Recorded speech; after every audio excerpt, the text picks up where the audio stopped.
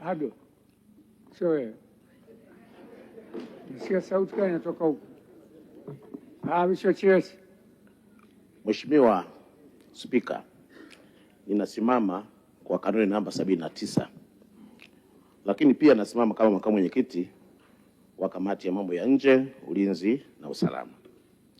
Mheshimiwa Mwenyekiti, kumekuwepo na taharuki katika mitandao mbalimbali ya kijamii kuhusiana na maandamano ambayo yanasemwa kupangwa na watu wasiofahamika hapa nchini.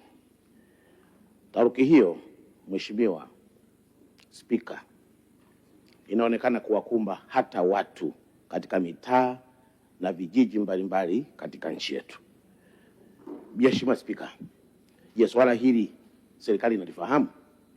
Na iwapo serikali inalifahamu swala hili, je, inachukua hatua gani ili kuwahakikishia Watanzania usalama wao pamoja na mali zao?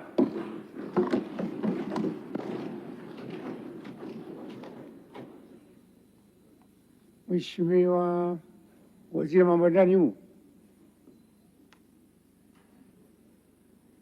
Waziri wa Mambo ya Ndani, mwongozi nakupa wewe. Mheshimiwa Spika, nakushukuru kwa nafasi ambayo umenipatia kujibu au kutoa hoja ya serikali juu ya mwongozo ambao umeombwa na Mheshimiwa Mbunge Pascal Chinyeri. Mheshimiwa Spika, ni kweli kwamba mpaka sasa nchi yetu iko salama.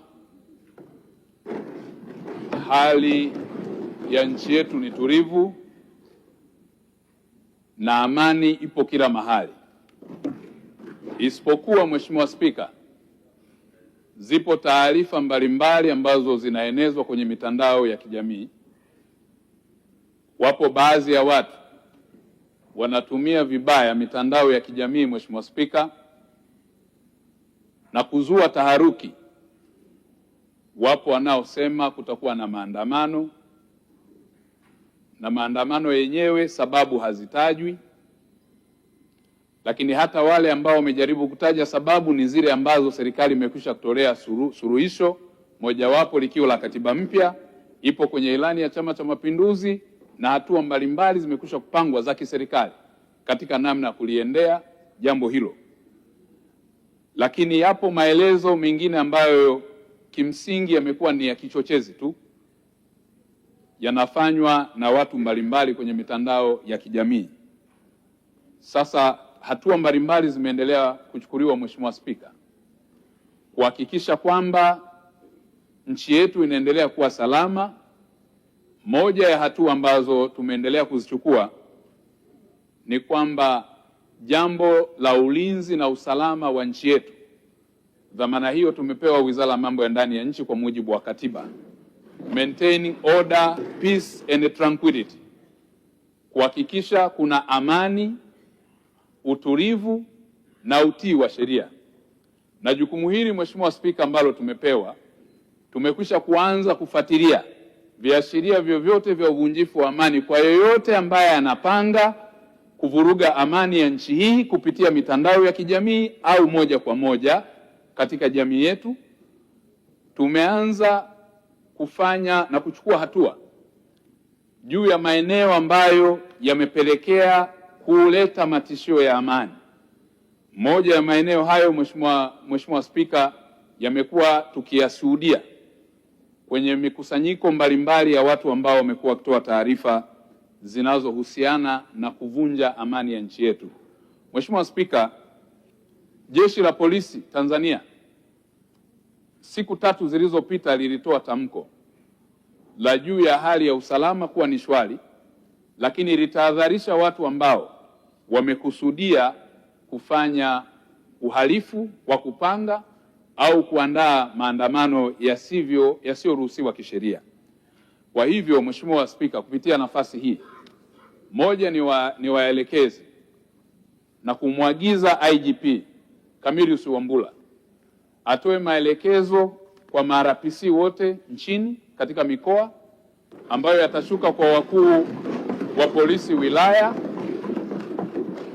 mpaka kwenye polisi kata, kuanza kufanya uratibu wa mipango ya kiusalama ambayo tunayo, lakini kuimarisha zaidi mipango ya kuhakikisha nchi yetu inakuwa salama katika kila eneo, kuanzia ngazi ya kitongoji, kijiji mpaka kwenye kata na mitaa katika kipindi chote cha nchi yetu, katika shughuli mbalimbali ambazo pia zinakusudiwa kufanyika. Hivi karibuni tunatarajia kuwa na ugeni mkubwa, Mheshimiwa Spika, wa katika maonyesho ya Sabasaba, ambapo tunatarajia kupata wageni kutoka nchi mbalimbali. Katika kipindi hiki ndicho ambacho kinatusaidia kujijumuisha katika kujenga uchumi wa nchi yetu. Sasa katika kipindi hiki ambacho kuna chokochoko hizi, hatutaweza kumvumilia mtu yoyote kimsingi ambaye atafanya vurugu za aina yoyote. Ni katika kipindi ambacho tunatarajia shughuli zote za kiuchumi ziendelee, na nawahakikishia wakulima kama ni shambani waendelee kwenda kufanya shughuli za kilimo, wafanyabiashara waendelee kwenda kufanya shughuli za biashara, wasafirishaji waendelee na shughuli za usafirishaji, watumishi wa serikali na watumishi kwenye maeneo mbalimbali waendelee, kwa sababu tumejipanga vizuri kuhakikisha tunadhibiti uhalifu wa aina yoyote ambao utafanywa katika nchi yetu. Lakini vivyo hivyo, Mheshimiwa Spika, kama kuna hoja za msingi, kwa sababu mpaka sasa serikali haijapata hoja yoyote ya msingi ya kwa nini watu waende kufanya vurugu au kuandamana. Kama hoja yoyote ya msingi ipo, Mheshimiwa Spika, mimi nitasimama kwa niaba ya serikali, nitazipokea hoja hizo zifikishwe kwa Waziri wa Mambo ya Ndani, na popote kwenye mamlaka ya nchi ambapo zitahitajika kufika tutazifikisha huko. Lakini mpaka sasa, Mheshimiwa Spika, tunavyozungumza hakuna hoja yoyote ya msingi ambayo imeelezwa kwamba serikali imeshindwa kuitolea majawabu au kuchukua hatua. Kwa Mheshimiwa Spika, bado pia katika masuala ya taarifa ambazo zimekuwa zitokea kwenye masuala ya uhalifu, tutaanza kuanzia kesho kuwahoji watu mbalimbali ambao wamekuwa waziwazi na ushahidi na vielelezo wakichochea uvunjaji wa amani katika taifa letu, kufanya vurugu. Tunazo klipu za video ambazo wamezungumza kwenye platform mbalimbali za mitandao. Tunao ushahidi ambao tumeukusanya wa watu, primary evidence za eyewitness na wale waliosikia zipo, na tuna huo ushahidi. Mheshimiwa Spika, kuanzia kesho na muagiza IGP Wambura tuanze kuwaita hao watu na kuwahoji, na wale ambao vielelezo na ushahidi wao uko dhahiri tutawafikisha mahakamani. Mheshimiwa Spika, kwa hiyo hatutamfumbia macho mtu wa aina yoyote. Wapo wengine ambao wanafadhili uhalifu. Mheshimiwa Spika, hatuko tayari kurudi tena kwenye mambo ambayo yametweza na kuharibu rasilimali za nchi yetu. Hatuwezi kuruhusu watu wetu waumizwe, hatuwezi kuruhusu biashara zisimame, hatuwezi kuruhusu shughuli za kiuchumi zisimame. Mheshimiwa Spika, katika hili Mheshimiwa Spika, kupitia bunge lako tukufu na kuhakikishia Mheshimiwa Spika, kama itatokea kuna mtu ambaye anadhani yeye yuko juu ya katiba ya Jamhuri ya Muungano wa Tanzania kwa mujibu wa ibara ya 30 kwamba atavunja na haki yake ni ya msingi kuliko haki za wengine, huyo Mheshimiwa Spika tutahitaji kumfikisha mbele ya mahakama akajibu mashtaka hayo.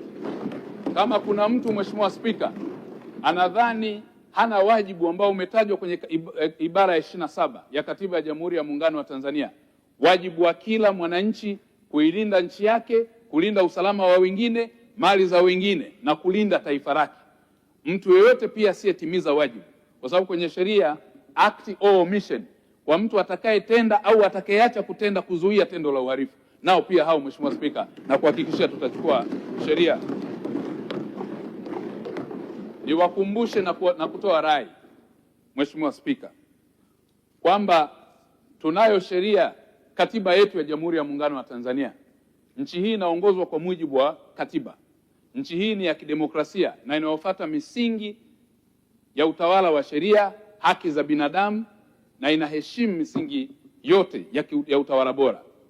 Kwa sababu tunayo katiba ya Watanzania wote, na kwa sababu tunayo sheria ya kanuni za adhabu inahusika kwa Watanzania wote, bila kujali ni tajiri au maskini, bila kujali hali au mahali anapotoka, bila kujali hadhi au heshima, hata kama uwe na nafasi, huna nafasi, unawajibika kufuata na kutii sheria.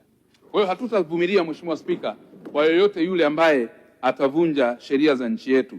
Mheshimiwa Spika, pia kwa sababu ya taharuki hizi ambazo zimekuwa endelea, nitatumia fursa hii pia Mheshimiwa Spika, kwa sababu tumekuwa tukisikia majibizano ya hapa na pale kupitia Wizara ya Mambo ya Ndani ambayo ni custodian wa peace, order and tranquility, kupitia Wizara ya Mambo ya Ndani ambayo tumepewa instrument na dhamana ya kusimamia amani, ulinzi na usalama, na kwa sababu uchochezi wa mambo haya umeonekana zaidi kwenye maeneo ya kisiasa, Mheshimiwa Spika, kupitia bunge lako tukufu, na mwelekeza IGP Wambura asitoe vibali kwa kazi zozote zitakazokuwa zinahusiana na kufanya mikutano ya hadhara katika kipindi hiki kwa chama chochote, iwe Chama cha Mapinduzi, iwe chama chochote kile. Kwa kipindi hiki ni vizuri turudi katika kuwaruhusu wananchi wajenge uchumi wa nchi yao. Ni katika kipindi ambacho tunahitaji kufanya kazi kwa ajili ya kuhakikisha kila Mtanzania, wafanyabiashara, wawekezaji wanafanya kazi yao kwa amani na utulivu. Nafanya hivi Mheshimiwa Spika kwa sababu katika mazingira haya tutakapokuwa tunawatafuta wahalifu, ni ngumu kuchambua wahalifu kwenye mkusanyiko ya watu wengi.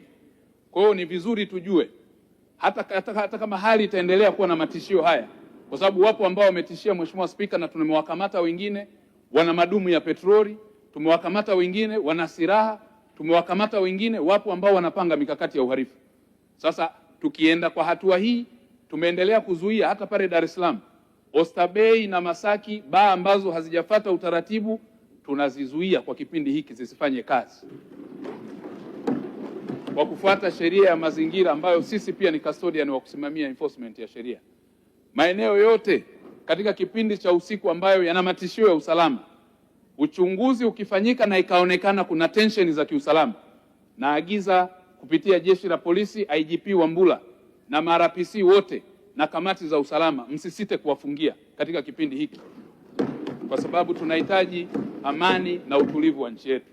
Mheshimiwa Spika, pia katika eneo jingine, kwa waheshimiwa wakuu wa mikoa na wakuu wa wilaya, kwa sababu wanabeba dhamana ya kuwa wakuu wa kamati za ulinzi na usalama, niombe sana, lakini pia niwaagize kupitia nafasi ya amiri jeshi mkuu ambao wao wanafanya kazi chini yake kuhakikisha kuna amani na utulivu kwenye maeneo yake, waanze sasa kutengeneza zile timu, na wanajua namna ya kuratibu. Mengine hatutayasema hapa Mheshimiwa Spika, lakini wanajua uratibu na utaratibu wa siri wa kutafuta wahalifu.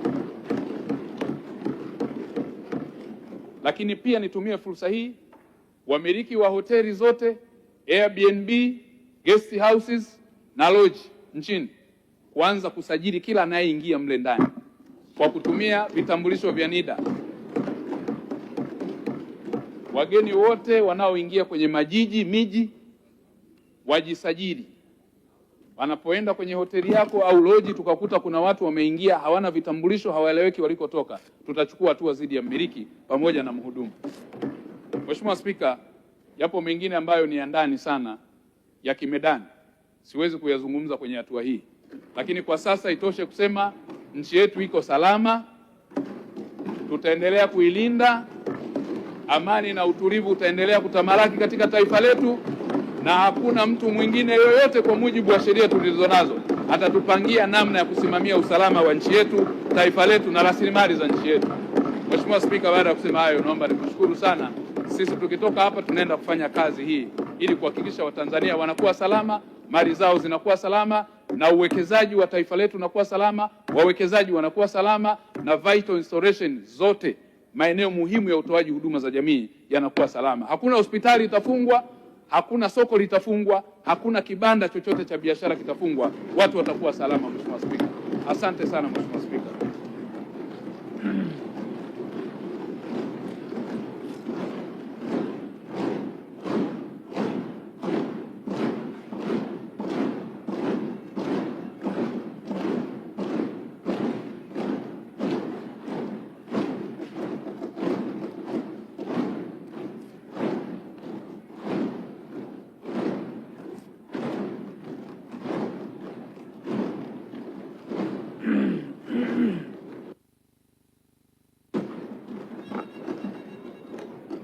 Asante sana Mheshimiwa Waziri.